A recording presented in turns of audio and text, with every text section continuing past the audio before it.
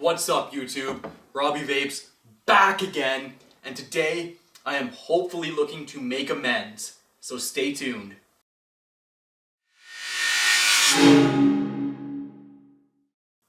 That is right YouTube, today we are looking for redemption on the IPV 3LI. We'll be running the tests again that I did before in the previous video I just posted.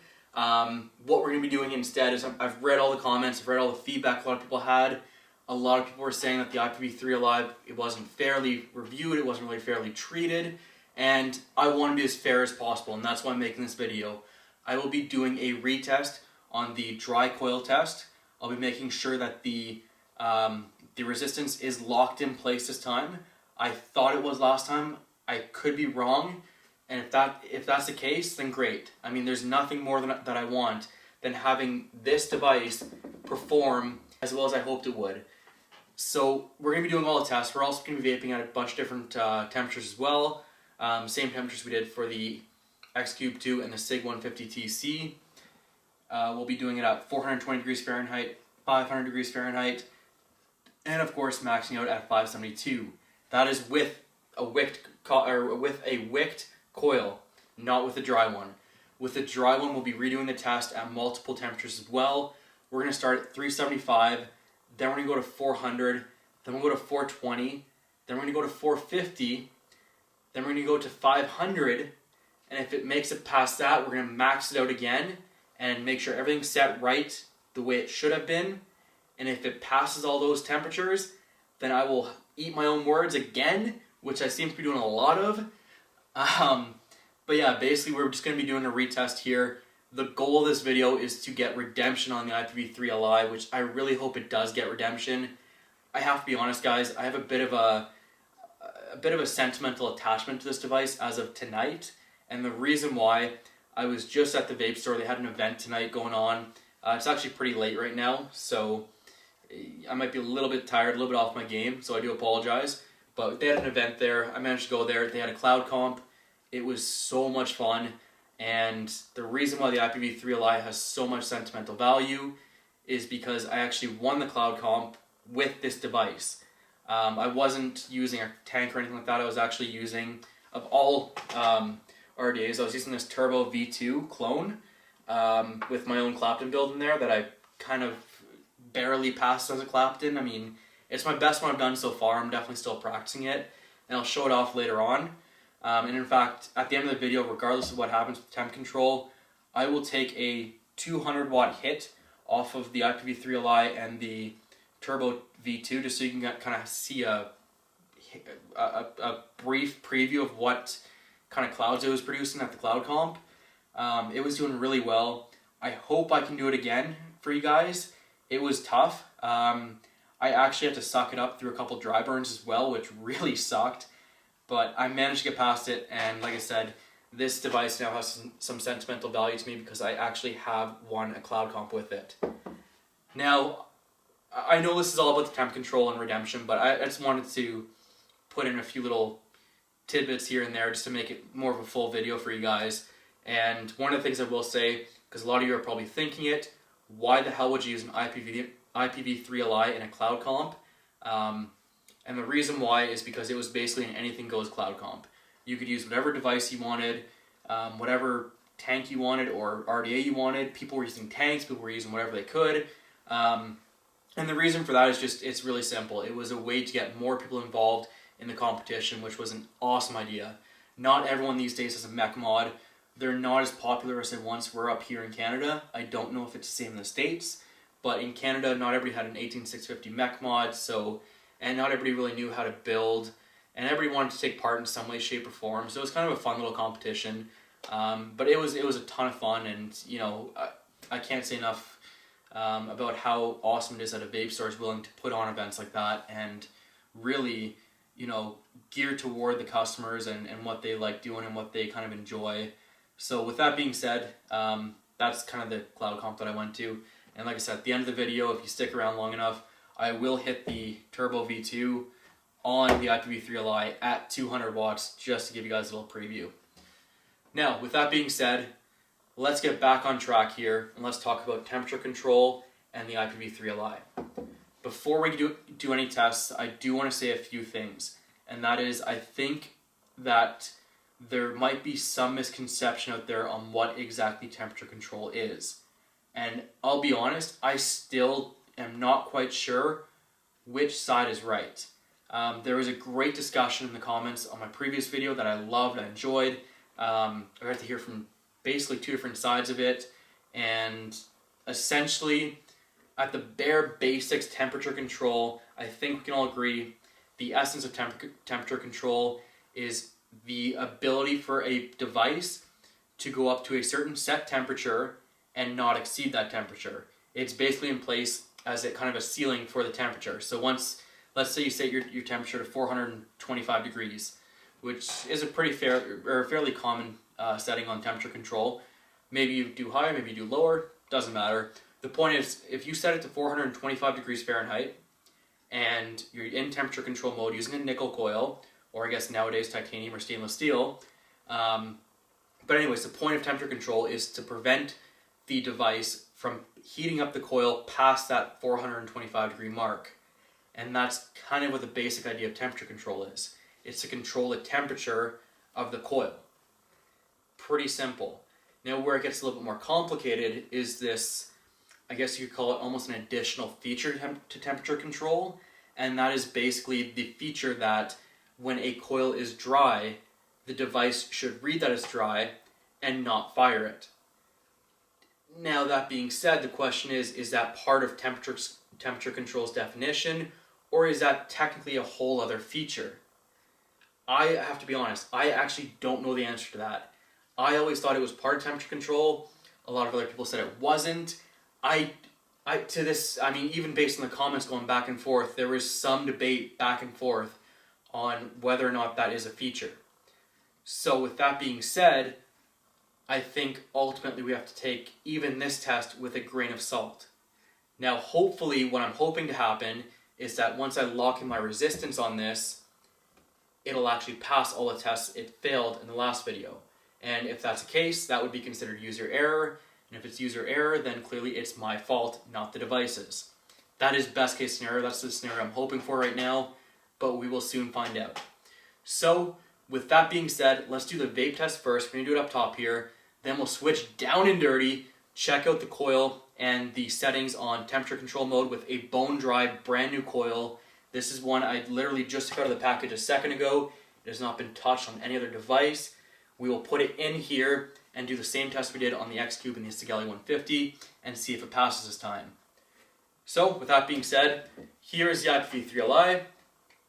We have the crown tank on top with the nickel coil, and then the setting, and again I'm not sure if you can see this, but the setting is actually 420 degrees Fahrenheit, the same as what I did on the X Cube and the Sigelei, at the set resistance of 0.15 and at 50 joules. This is the max joules this device will go up to.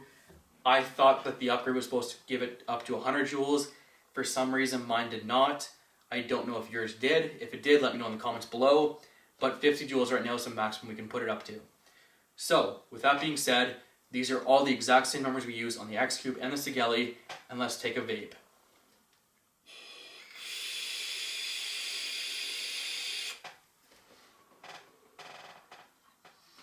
Not bad. It's definitely a lower temperature. It's super, super cool compared to what I'm used to vaping at. Like I said, I usually pretty much max out my temp control devices if I do use it. I like a really warm vape, and that's the only way I can get warm vapes out of temperature control devices is by maxing them out. But again, 420 degrees Fahrenheit, 0.15 ohms has been set, 50 joules, and the vapor quality overall, a little wispy, really cool. Probably the coolest one of the three, but again, that makes sense because it's set at the lowest joules as well. And the flavor, it's there. The flavor is great.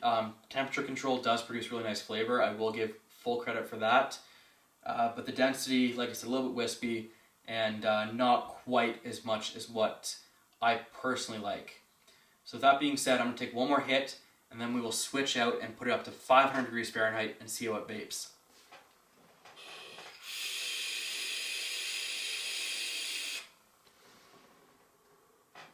Alright guys, I've just set the temperature to 500 degrees Fahrenheit. I've still got the resistance locked in, and it is 50 joules as well. One other thing I didn't mention is that I did double check this is set on nickel, just to make sure there's no issues with that. I just want to clarify, it is set to nickel. So let's take a hit and see how it vapes.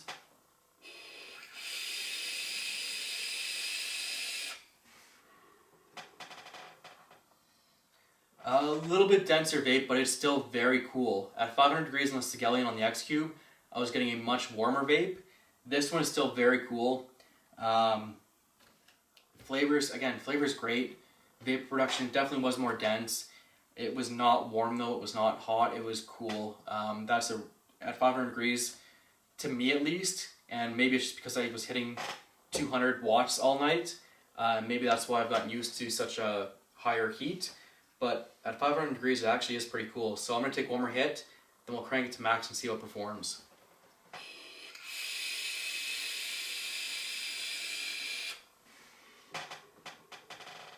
Alright guys, it is set to 572 degrees Fahrenheit. The maximum this device will go up to 50 joules.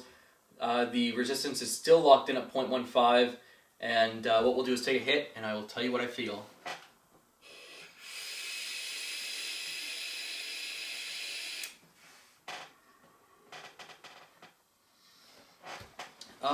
Denser vapor, more flavor to me, but again, it's still not hot. It's actually pretty cool, which is surprising because now I'm wondering if the resistance wasn't locked in before, and if that's actually going to make a huge difference in the burn test we're about to do, because it is a lot cooler than what it was, or than what either of the other two devices were, and I think it might be because the resistance has been locked in. That might be helping out a little bit. I still can't say I necessarily recommend maxing these temperature control devices out. Yes, I do it, but keep in mind I don't use temperature control that much, where I'm not getting any, I guess what I'm trying to say is I'm not getting any negative effects from maxing it out, but I barely ever use temperature control anyways. So when I do use it, if I use it for, you know, an hour or so, which is typically what I might use it for, it's probably not going to cause any negative effects because of it. If you're vaping on temperature control a lot, I don't know if I can recommend the maximum temperature. Just my opinion, I don't know. Take it for what you will, just saying. So I'm going to take one more hit from this, and then what we'll do is we'll get down and dirty with this thing and watch the dry burn test.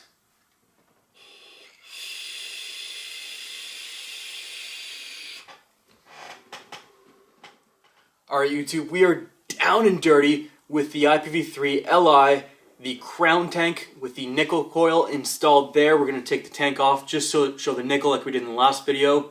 Or sorry, just show the coil like we did in the last video.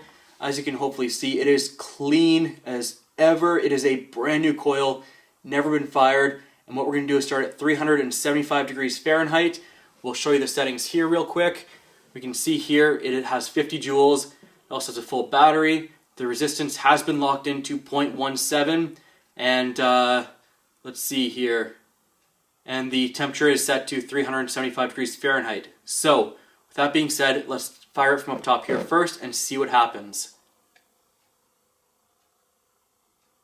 So I'm not seeing any smoke from that, which is a good sign. And let's fire it from this point and see what happens.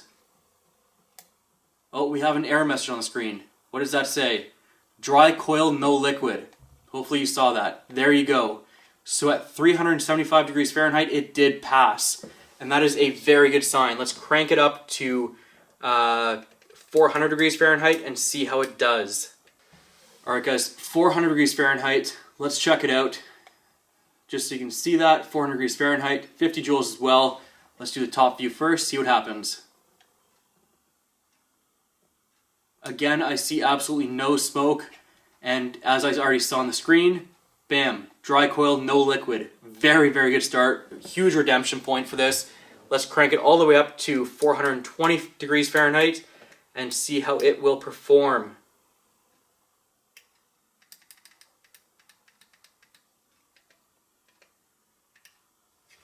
Alright guys, as you can see here, 420 degrees Fahrenheit, 50 joules. And again, the resistance is still locked in.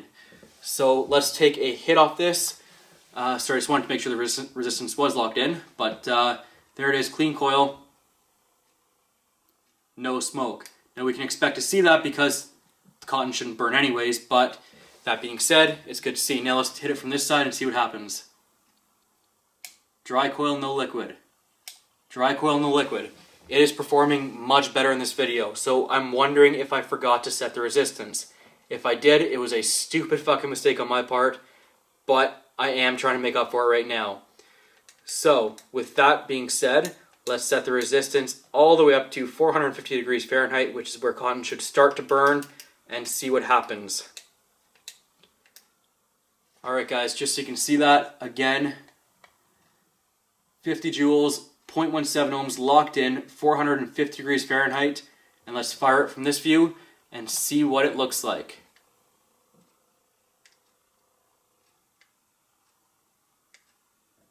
It's starting to smoke a little bit, as you can maybe see, but if we turn it this way, it is showing dry coil, no cotton, and it is cutting off after about that 1 second hit, so a lot like what the X-Cube did. And much like the Sigelei, after the first couple hits, it's not even smoking anymore. So with that, that is a very good sign. Let's crank it up to 500 degrees Fahrenheit and see if we can get it to smoke after all. Alright guys, we are back. I've actually waited about 5 minutes just to make sure, since we did see smoke last time, this is back to room temperature. As you can see here, it is not hot at all. It's back to room temperature. I can put my hand around it, no problem. It's not heating up. But just to make sure, now we're at 500 degrees Fahrenheit. And again, 50 joules. Resistance is locked in, which is a good sign. And let's hit it from this view first and see what happens.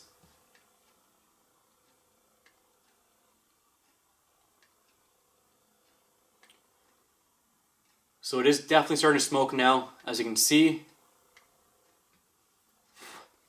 Let's show you this view. Dry coil, no liquid. But again, it is still smoking while showing that sign. It's passing at 500 degrees, but barely. It's kind of showing you a sign, but it should be cutting out instead of continuing to fire. And if I kept going, it would continue to smoke nonstop. That being said, the cotton actually isn't burning that much, so it's smoking a little bit, but the cotton itself is actually not turning black like it did in the last video. And of course, let's see if we can fix that by cranking it up to maximum wattage and seeing what happens. Alright guys, we are back. I let it cool off again, this time for about 10 minutes. And I just want to show you again, nice and cool, no issues, no heat. Very nice, room temperature. And just to show you again, everything is locked into place. 50 joules, 0.17 ohms resistance. You can see that, and it is now maxed out. So the idea is hopefully to have a different result than we had last time, where the coils were actually glowing at max temperature. If it does still glow, then at least we kind of have eliminated user error, but we've also determined that we probably shouldn't be vaping above 500 degrees Fahrenheit anyways, which I did actually mention earlier on in the video. I don't recommend maxing it out. So what we'll do is do the up top view first and see what happens. Again, remember, we don't want those coils glowing, so let's hope you can get a good look at them. We're definitely seeing smoke there. Quite a bit of it, actually. But I don't see the coils actually glowing in this. Let's take another closer look. They're maybe glowing a little bit, but not too much. And one thing I did notice while I was showing it to you, if we click here again, remember last time we didn't have any sort of message? This time we do. It does say dry coil, no liquid. So it's getting about half of it right this time, which is more than it got last time. And it's definitely smoking, but after the same amount of pulses, the cotton isn't black like it was last time. It is still pretty white, and I believe the cause of that was I may have forgotten to set the resistance, which is a stupid mistake like I said before. But you do want to do that on this device, and it's very important that you do so. As we've seen from my last video and from this one, completely different results it looks like. Again, still a pretty white coil. Yeah, you're getting a little bit of smoke here, and I would have liked to have seen it shut off completely, but let's be honest, it is still saying the message, which it didn't say last time. And at that point, I think I have to give it a much better, or much more credit than when I did the first time around. It passed up to 500 degrees Fahrenheit. I think anything over 500 degrees Fahrenheit, I have to say I wouldn't recommend doing so, especially if you're low on juice. You don't want to risk that dry hit, and as you can see, it will hit dry. It wasn't as bad as last time, but make sure that your resistance is set in place before doing any sort of temperature control vaping on the IPV 3LI. So again, there you go, guys. That's the test. Now before we go, I'm just going to screw this off and put on the turbo RDA and show you what the build was I used that actually surprisingly won me the competition. So here it is, the Turbo V2 clone RDA, and let's just check it out real quick. Now I will warn you, the cotton in this is extremely messy, and the reason why is because I used it throughout the competition, but I also wicked it within only a few seconds before I actually had to go up, so it's a really messy wick. And like I said, I did actually take some dry hits on it because of it. But again, hopefully you can kind of see that. If I can get it to focus here. But there you go. The coils are pretty badly done, but there's the focus. So those are the Claptons I made. Not very clean, but hopefully you can see that. And of course the wicking is terrible. So what we're going to do is go back up top. I'm going to take a hit off this at 200 watts and let's see how it looks. Alright guys, as promised, 200 watts on my Turbo V2 with the IPV 3LI. I'm just going to bring it up to the camera so you can see that. Hopefully you can see it is 200 watts if I can get it to focus.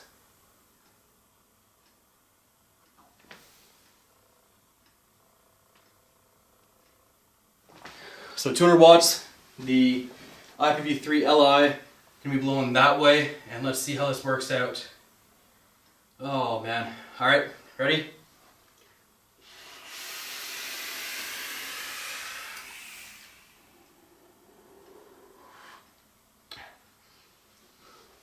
Oh, bit of a burnt at the end. Like I said, the cotton is wicked really badly. Let's do it one more time. And I'm going to drip a little bit more juice on here. And hopefully I can get it more inside the camera view. Alright guys, it's still set to 200 watts. I'm going to try one more time. See if I can get it all in the camera. It's going to be a little bit tricky, but let's see if it happens. And yeah, see how it goes. I'm going to stand this way this time just to make it a little bit easier. And hopefully it all goes into the camera view.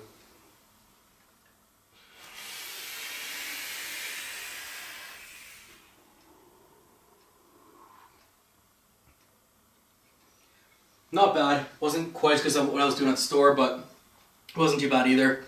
The lighting in here is not the greatest either, but that's pretty much it. So thanks again for watching YouTube, and of course, until next time, as always, happy vaping.